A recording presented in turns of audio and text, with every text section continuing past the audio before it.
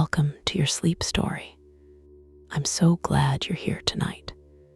Whatever this day was, however long it felt, however much it held, it is behind you now.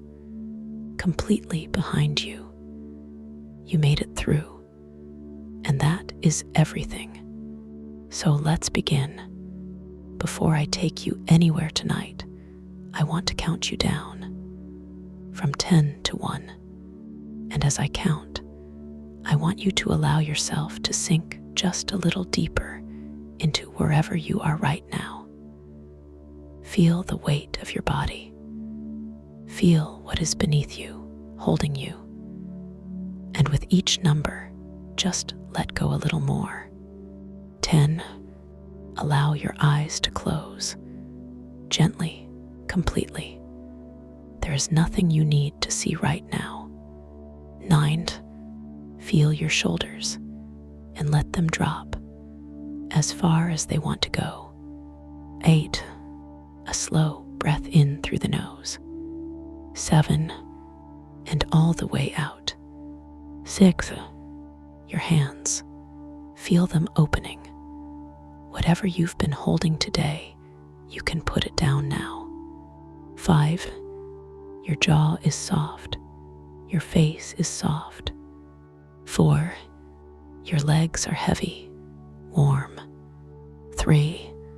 You're drifting, not asleep yet, but moving that way. 2. The day is behind you, completely and entirely behind you. 1. And now, tonight's sleep story, the relaxation. Before we go anywhere, I want to stay here with you for a moment. Just here, just now, because this moment, this exact moment right now, where you are lying in the quiet, deserves a little attention, a little kindness. Take a breath in for me, from the very bottom of the belly. Good, and let it go. And as you breathe out, I want you to imagine that everything you were carrying today, every worry, every unfinished thought, every heavy thing is just leaving with that breath, just drifting away. You don't have to solve anything tonight. You don't have to figure anything out. You don't have to be anything other than exactly what you are right now. A person who deserves rest. A person who deserves sleep. Because you do. You really do. Whatever happened today, whatever was hard, whatever felt heavy, you made it through. You are here. And that is enough. That is more than enough. You are safe. And you are here. Bring your awareness gently to your feet now. Just notice them and allow them to soften. The toes uncurling, the arches releasing. All the small held tension of the day simply letting go. Let that softness travel upward, through the calves, through the knees, the thighs. All of it warm, all of it heavy, all of it resting now. Your lower back, your hips. Allow yourself to feel the surface beneath you taking your weight completely, fully. You don't have to hold yourself up anymore. The earth has you. The flat land has you. The belly soft. The chest soft. The heart beating steadily as it always has, as it always will. Your shoulders dropping, your arms heavy and warm, your hands open and still, the neck long and loose, and your face, let the jaw go. Let the forehead smooth. Let the eyes be completely still behind their lids. There you are, from the top of your head to the tips of your toes, completely soft, completely warm, completely at rest. You've done beautifully. Now, let me take you somewhere. Somewhere the sky is enormous, and the land is flat, and the windmill has been standing since before your grandfather was born. And the canal runs past it, and the evening light is doing something extraordinary. Come with me. The plain. Imagine the Dutch plain, not the tourist postcard, the tulip fields, and the clog shops, and the windmills photographed from a certain angle for a certain effect. The actual plain, as flat as anything in the world. The flatness that the Dutch made. We discussed this when you were on to Rust with Willem and Ans, drifting through the polders. We talked about what the Dutch did.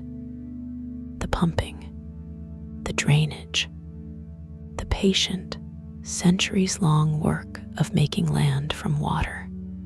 This plain is that work, every inch of it, below sea level, held back from the sea by the dikes, drained by the pumps, in the past by the windmills that stood on this plain in their thousands. Not decorative, not tourist attractions, working machines, the most important machines in the Netherlands for 4 centuries.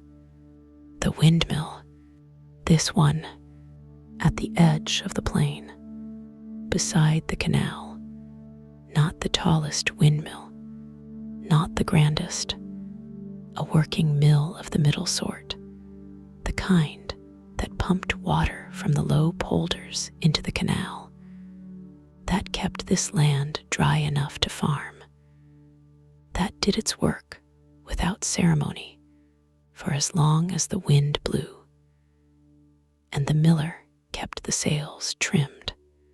Its sails are still. They have been still for a very long time.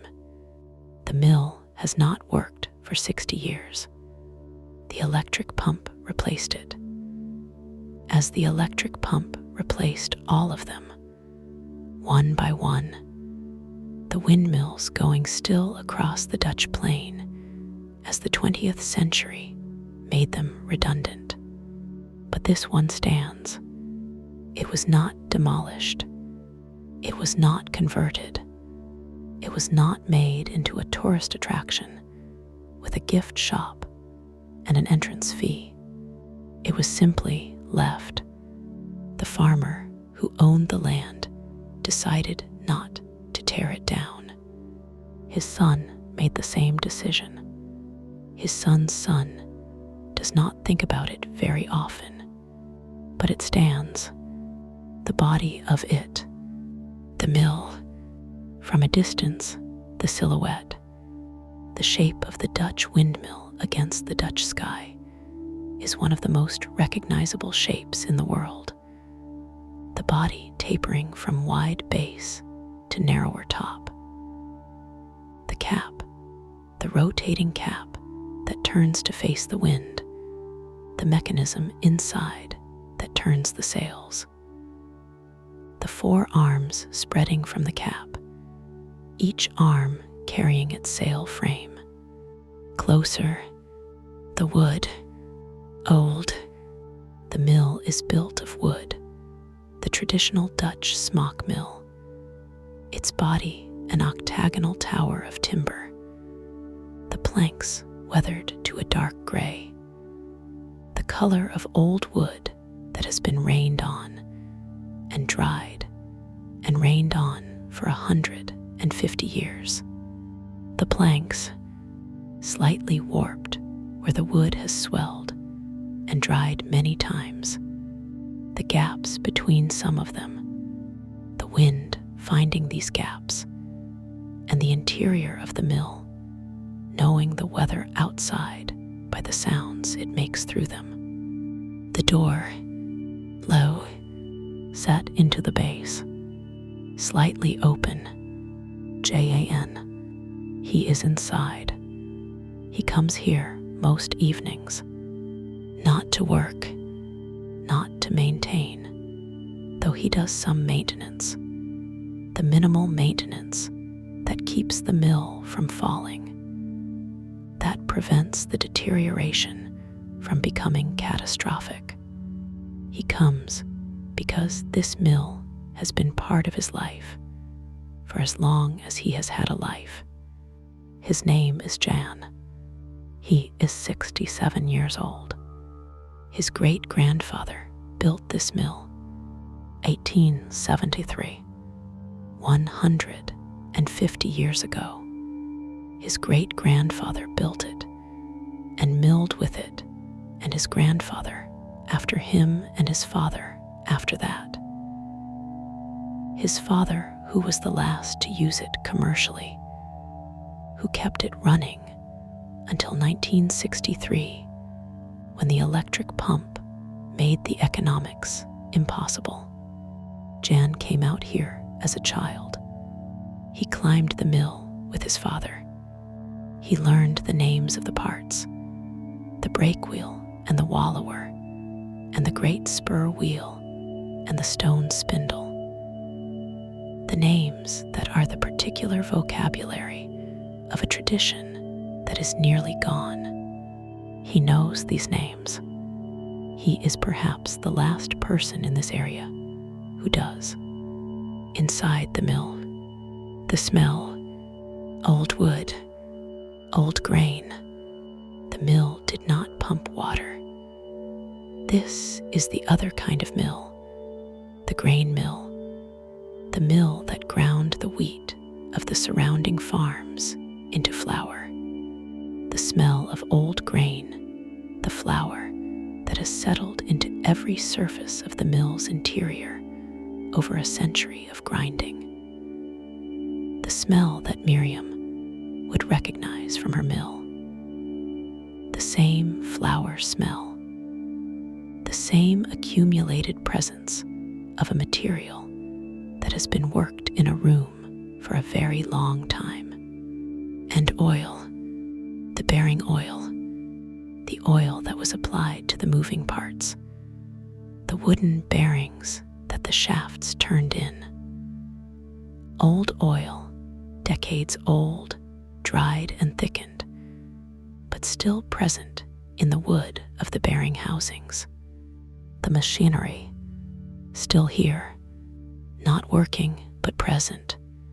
The great brake wheel at the top of the mill, driven by the sail shaft when the sails turned. The wallower that the brake wheel engaged. The great spur wheel below. The stone spindle that turned the upper millstone. All of it still. The wooden teeth of the gears worn. The shafts rusted where the oil dried, but whole, the entire mechanism of the mill, intact, waiting as it has been waiting for 60 years. The MILLSTONES, on the second floor of the millstones, the upper stone, the runner stone, has been lifted aside. Not removed, too heavy to remove easily. Lifted and set against the wall. The bedstone, the lower fixed stone, still in its position.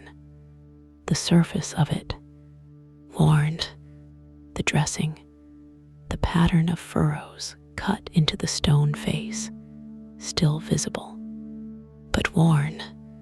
The decades of grinding that this stone did all of the grain that passed between these two stones, all of the flour that was made here, wore the dressing down. Edmund would look at this stone and see the work of it. Edmund would know, by the degree of wear on the dressing, how many tons of grain passed through.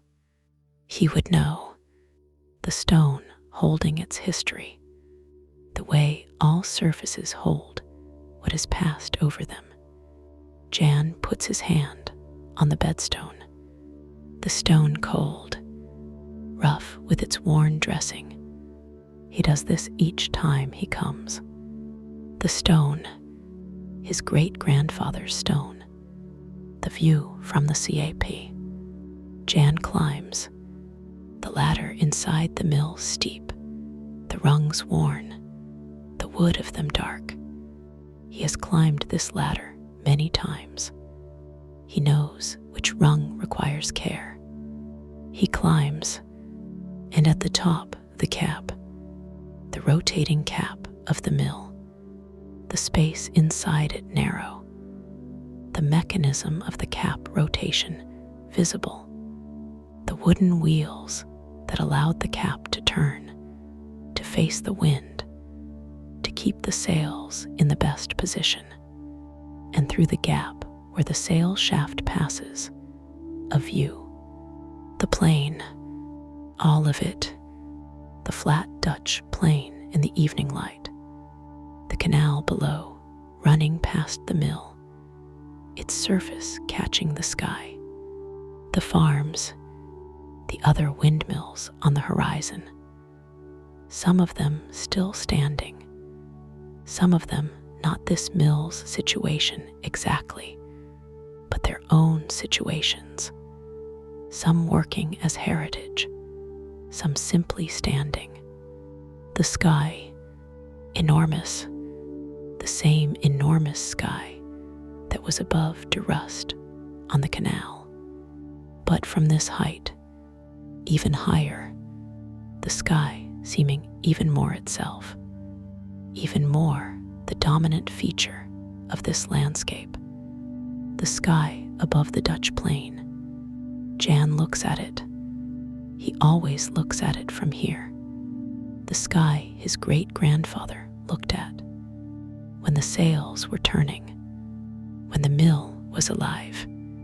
The wind, a wind tonight, from the northwest, the prevailing wind of this coast, the wind that the Dutch windmills were built to catch, that they were oriented to use, that determined the position of every mill on this plain. The northwest wind, finding the mill, through the gap at the sail shaft, through the gaps in the planking, through the door left slightly open, the wind moving through the mill, making its sounds, the creak of the old wood, the whistle of the wind through the gaps, the low sound of the wind against the sail frames, the bare frames, the sails long since gone, rotted and removed, but the frames still there, the frames still catching the wind, not enough to turn, not without the sails, but enough to flex, just slightly, the sail frames flexing in the northwest wind, the mill feeling the wind, as it has always felt the wind. Even now, even still, what Jan thinks about. He thinks about his great-grandfather, not with any particular grief, simply curiosity. Who was he, as a person, beyond the fact of building this mill, beyond the historical record of his name and the dates? What did he think about? What did this mill mean to him? Was it simply work, the practical, commercial, necessary work of making flour for a region? Or was there something in the building of it, the ownership of it, the daily work of it, that was more than work? Jan cannot know. The family records do not go that deep. There is a photograph, a daguerreotype, fragile, kept in the family's archive. A man standing in front of this mill. The mill new in the photograph. The wood still light. The sails intact. The whole thing brilliant and precise. The man's expression impossible to read. the long exposure of the daguerreotype, requiring stillness. He is still, his expression still, his eyes looking at the camera, or at something beyond the camera. Jan looks at this photograph sometimes. He brings it out of the archive. He looks at his great-grandfather. He looks at the mill behind him. He looks at the same mill now, 150 years later. The canal at evening, through the open door. The canal running past the mill at a distance of perhaps 20 meters. The canal this evening, the same canal that de Rust sailed. Different section, same canal, or the same system of canals connected, the waterways of the Dutch landscape all eventually connected. The surface catching the evening light, the light from the west, the sun going down, the light low and warm, and finding the canal at this angle.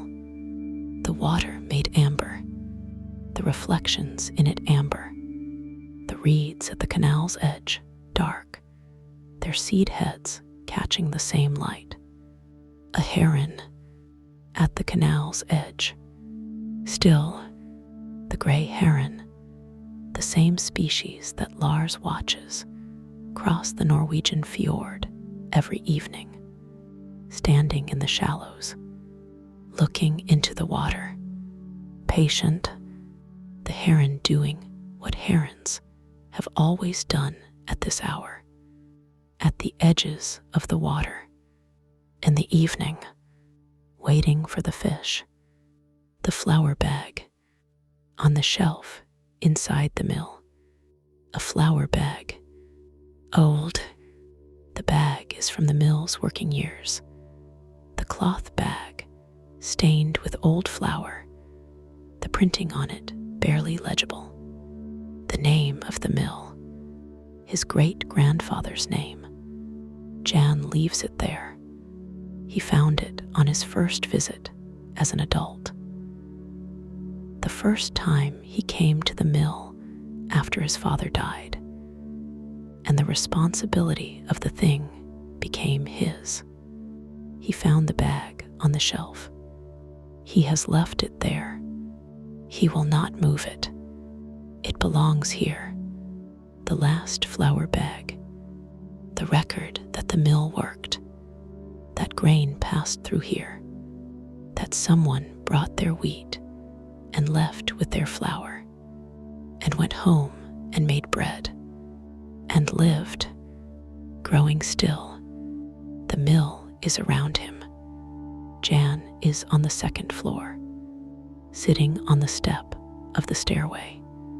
The millstones, the smell of old grain, the wind through the gaps, the canal visible through the door below, the heron, the evening, if thoughts are arriving, and they probably are, because that is what minds do. They are not staying long. The mill does something to thoughts. The age of it, the patience of it, standing here for 150 years. The thoughts that arrive in front of something this patient and this old, they do not last long. They come, they go, like the wind through the gaps, present and then past. You don't need to hold any of them. Just the mill, just the old grain smell, just the wind, just the canal in the evening light. Just Jan, sitting with the thing his great-grandfather built. Peace lives in this mill, in the worn millstones, and the old gear teeth, and the flour bag on the shelf, and Jan's 67 years of being connected to this place. Tonight it is yours. Good night. You are doing so beautifully. The day is done. You came to the mill tonight. You stepped through the low door.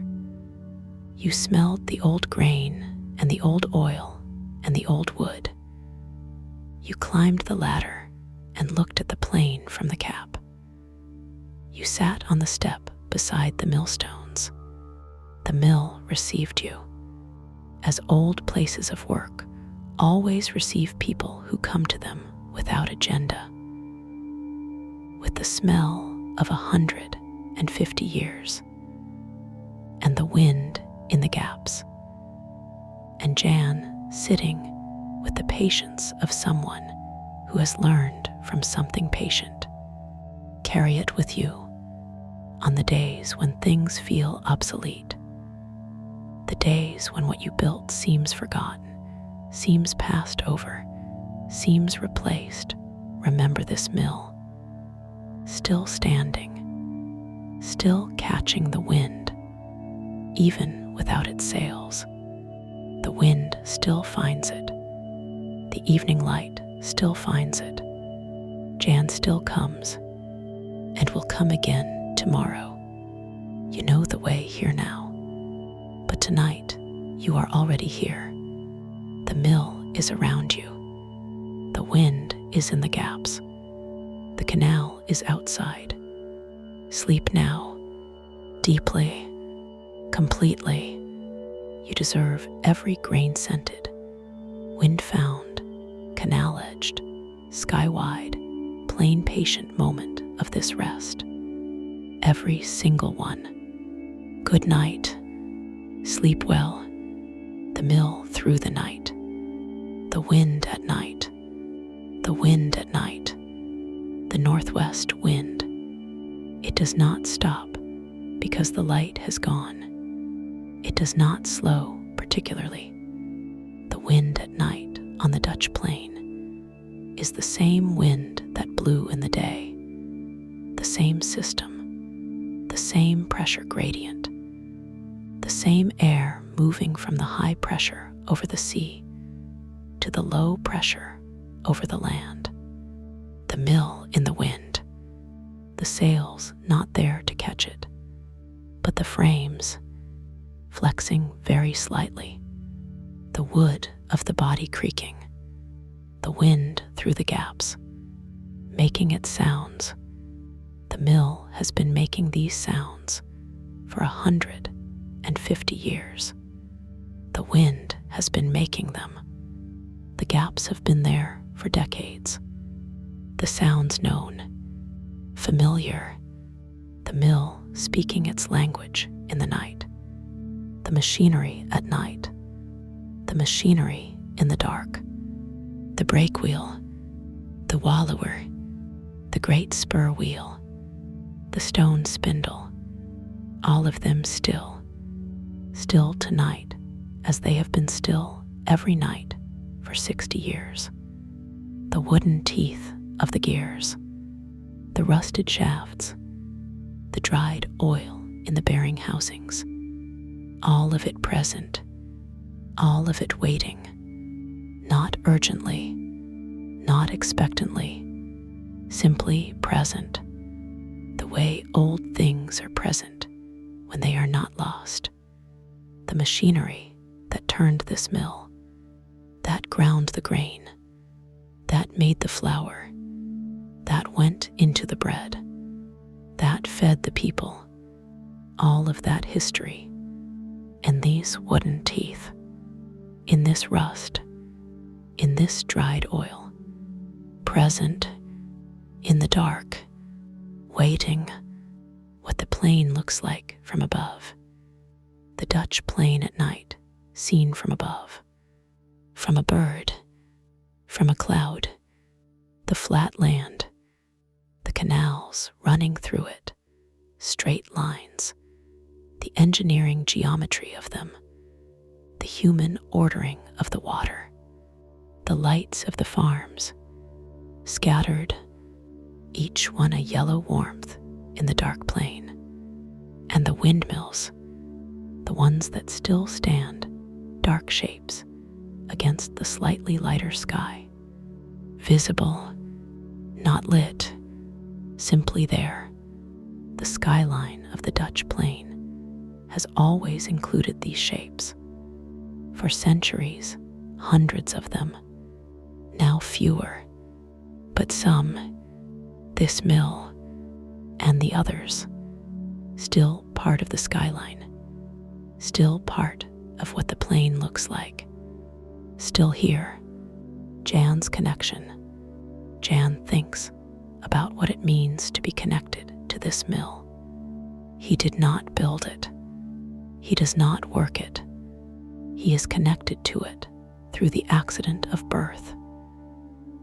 His great-grandfather built it, and Jan is his great-great-grandchild. And the connection persists through the generations. But is the connection only that? He does not think so. He thinks when he is sitting on the step with the millstones and the old grain smell, he thinks that the connection is also chosen. He could have let the mill fall. Many mills have fallen, their owners making the practical decision. Tear it down, use the wood, clear the land. He has not made this decision. He makes the opposite decision. Every year, he comes, he checks, he does the minimum that keeps the minimum standing. He chooses the mill that his great-grandfather built, the mill that his great-grandfather looked at from this same plain, that his grandfather worked, that his father maintained, that Jan chooses.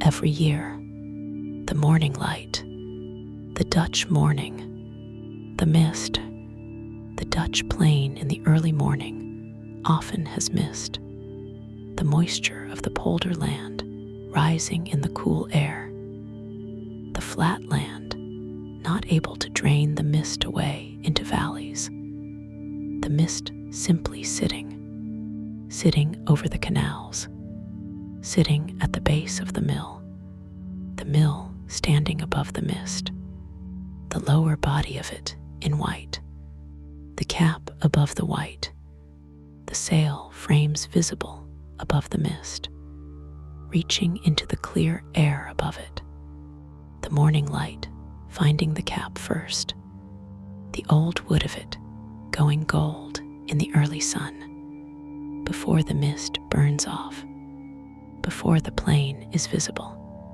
just the cap of the mill, gold in the clear air, above the white mist, the mill there, as it always is, as it will be, when the mist clears, as it does, always, the mist clears, the plain appears, and the mill is standing on it, as it has always stood.